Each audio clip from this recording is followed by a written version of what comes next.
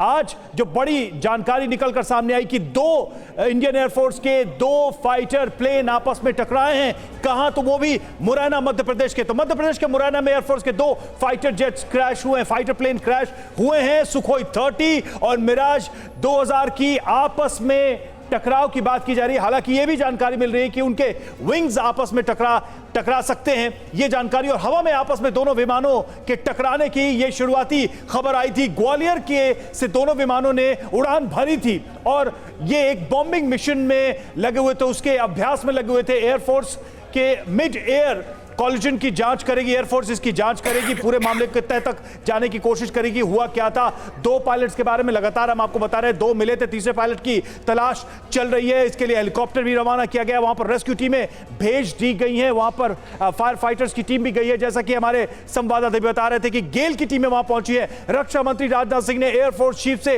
बात की, हालात के बारे में समझने की कोशिश की, हुआ क्या दरअसल। और सीडीएस अनिल चौहान से भी संपर्क में है राजनाथ सिंह रक्षा मंत्री। सुखोई में 2 पायलट और मिराज में 1 पायलट सवार थे। जानकारी यह भी आ रही है कि तीनों पायलट ने इजेक्ट किया था, लेकिन तीसरे पायलट के बारे में अभी तक कोई जानकारी नहीं मिल रही। हम आपको बताने की कोशिश कर रहे हैं कि हुआ क्या था। आप देखिए, ये 2 फाइटर प्लेन भारतीय एयरफोर्स के, और यह जानकारी मिल रही है कि अभ्यास के दौरान इन दोनों के विंग्स आपस में टकराए और उसके बाद यह दुर्घटना हुई। हालांकि एयरफोर्स की इस पर पूरी जांच होगी और उसमें तथ्य निकलकर सामने आएंगे कि दरअसल यह कोई तकनीकी खराबी थी या फिर कुछ ऐसा हुआ जिसकी वजह से पायलट्स का तालमेल बिगड़ा और इस अभ्यास के दौरान इतना बड़ा हादसा हो गया। डीके पांडे सर, आपने सुना जो हमारे संवाददाता थे ग्राउंड पर, उन्होंने तस्वीरें भी दिखाई, मिराज का पूरा क्रैश साइट उन्होंने दिखाया। आप क्या असेस कर पा रहे हैं जिस तरीके का क्रैश साइट नजर आया? और वो ये भी बता रहे थे कि 2 ही पायलट मिले और एक के बारे में उन्होंने दुखद खबर भी बताई।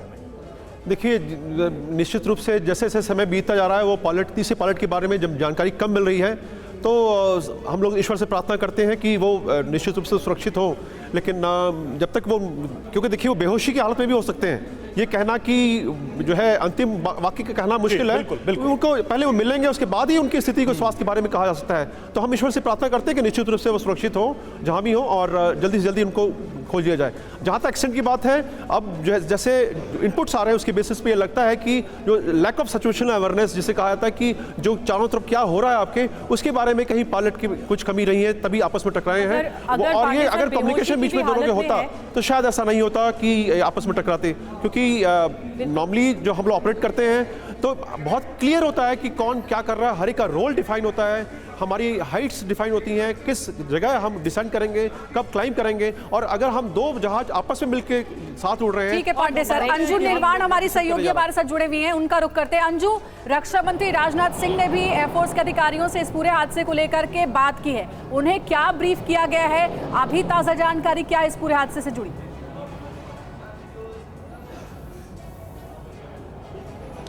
जी देखिए, रक्षा मंत्री ने इस पूरे घटनाक्रम की जानकारी ली है और वो संपर्क में है सीडीएस अनिल चौहान के, और साथ ही साथ जो एयर चीफ हैं उनके संपर्क में हैं और इस पूरे घटनाक्रम की जानकारी ली है।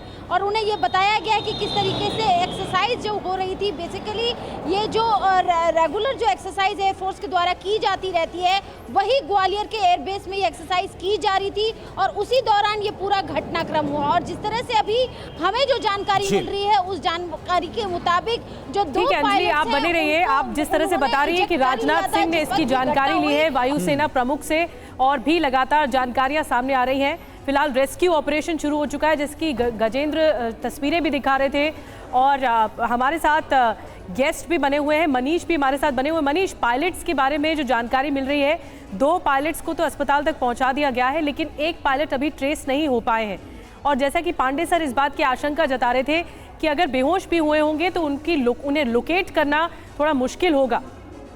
बिल्कुल, देखिए, और इसीलिए हम सब भारतीय वायुसेना के आधिकारिक स्टेटमेंट का वेट कर रहे हैं तीसरे पायलट को लेकर कि उनकी क्या कंडीशन है। हम प्रार्थना कर सकते हैं कि वो भी सुरक्षित हो। हालांकि जो भी स्थिति अभी तक दिख रही है उसमें बहुत सकारात्मक नहीं दिख रहा, लेकिन फिर भी ईश्वर से प्रार्थना है कि तीसरा पायलट भी सुरक्षित हो। सबसे अहम बात यह है कि देखिए, ग्वालियर से ये दोनों फाइटर जेट ने उड़ान भरी। ये क्रैश जो है वो मुरैना के पास हुआ। ग्वालियर और मुरैना के बीच महज 39 किलोमीटर का फासला है वहीं दूसरी तरफ ग्वालियर या मुरैना से कहें तो भरतपुर का जो क्रैश साइड है उसके बीच में 100 किलोमीटर का फासला है। हमें थोड़ी देर के बाद शायद और डिटेल मिलेंगे कि भरतपुर में जो क्रैश बिल्कुल मनीष, और बिल्कुल राजस्थान में भी, क्योंकि आज वहां पर भी जो आर्मी का चॉपर क्रैश हुआ और अब ये मुरैना से जो खबर है जिसकी लगातार हम कवरेज दिखा रहे हैं। और देखिए मनीष, क्योंकि इस वक्त हमारे साथ भोपाल से जुड़ चुके हैं शुभम भी, शुभम का हम रुख कर रहे हैं। शुभम, आपके सोर्सेज क्या इंफॉर्मेशन दे रहे हैं अभी लेटेस्ट? देखिए, फिलहाल तो आधिकारिक रूप से तो दो ही पायलट्स को लेकर ये खबर है कि उनकी तबीयत फिलहाल ठीक भी है। मुख्यमंत्री शिवराज सिंह चौहान भी पूरे मामले पर एक तरह से नज़र रखे हुए हैं। तो दो पायलट्स को लेकर तो एक तरह से कहा जा सकता है कि उनकी स्थिति ठीक है, क्योंकि ग्रामीणों ने भी प्लेन को जब देखा वहाँ पर आसमान में ही आग लग चुकी थी और उसके बाद जब ये प्लेन क्रैश हुआ दोनों को ही अस्पताल ले जाया गया, एम्बुलेंस वहाँ पर पहुँच चुकी थी। तीसरे पायलट को लेकर और दूसरे जो प्लेन है उसको लेकर ज़रूर जांच पड़ताल चल रही है कि आखिरकार वो वहाँ कहाँ पर गया है। भरतपुर को लेकर बात कही जा रही थी, राजस्थान को लेकर, हालांकि वो भी ऑफिशियली अभी कंफर्मेशन नहीं है कि वहाँ पर ही ये दूसरा प्लेन जो है वो क्रैश हुआ है, तो उसको लेकर भी जानकारी जो है वो जुटाई जा रही है। तो फिलहाल अपडेट यही है कि दो पायलट जो है वो सुरक्षित है, तीसरे की तलाश जारी है। बिल्कुल, दो पायलट के बारे में जानकारी मिल गई है, लेकिन तीसरे पायलट की तलाश जारी है। डीके पांडे सर हमारे साथ जुड़े हुए हैं। सर, अब आईएएफ ने कह दिया है कि इस पूरे मामले की जांच होगी, इस पूरे हादसे की जांच होगी। आप क्योंकि उसी फ्रंट से आते हैं, आपका फोटो यही रहा है, आप जरा ये समझाइए कि जब जांच होगी तो सबसे मुख्य सवाल कौन होंगे जिनके आधार पर पूरी जांच आगे बढ़ाई जाएगी? देखिए, निश्चित रूप से ये प्रक्रिया है, कभी भी कोई भी दुर्घटना होती है तो काफ़ी दुखी होते हैं सभी लोग, क्योंकि हम लोग ट्रेनिंग के लिए, प्रशिक्षण के लिए प्रयास कर रहे होते हैं और उसमें इस प्रकार की कोई रुकावट आती है तो पूरी प्रक्रिया को प्रभावित करती है। जब जांच होती है उसमें टेक्निकल एक्सपर्ट, फ्लाइंग एक्सपर्ट और जो भी Su-30 और मिराज दोनों जो जहाज़ इन्वॉल्व हैं इस घटना में, तो दोनों के पायलट जो अनुभवी पायलट इस टीम में होंगे और वो जाके मौके पर जाएंगे और देखेंगे कि कहाँ क्या हुआ है और सारे रिकॉर्ड चेक किए जाएंगे, क्या कम्युनिकेशन हुआ है, क्या रडार पर लास्ट टाइम उनको क्या दिखा गया था, और ग्राउंड जो कंट्रोलिंग टीम्स हैं उनके पास क्या इनपुट्स हैं, क्योंकि एयर ट्रैफिक कंट्रोल के साथ साथ जो ग्राउंड पर फाइटर कंट्रोलर्स होते हैं दोनों जो है निगाह रखते हैं सिचुएशन पर, उस पर क्या परिस्थिति हुई होगी उसके बारे में जानकारी मिलेगी। बिल्कुल बिल्कुल। उसके बाद ये निर्णय किया जाता है कि कारण क्या थे और क्या हमें सबक सीखना है, तभी जाके इस जांच की प्रक्रिया का लाभ हमें उठा पाते हैं। बिल्कुल, सूचनाओं का इंतजार है, लेकिन हर वो खबर जो इस घटना से जुड़ी है TV9 भारतवर्ष सबसे पहले आप तक पहुंचा रहा है। हमारी भी यही प्रार्थना है कि पायलट हमारे सुरक्षित रहें, सेफ रहें, उनका जीवन सुरक्षित रहे।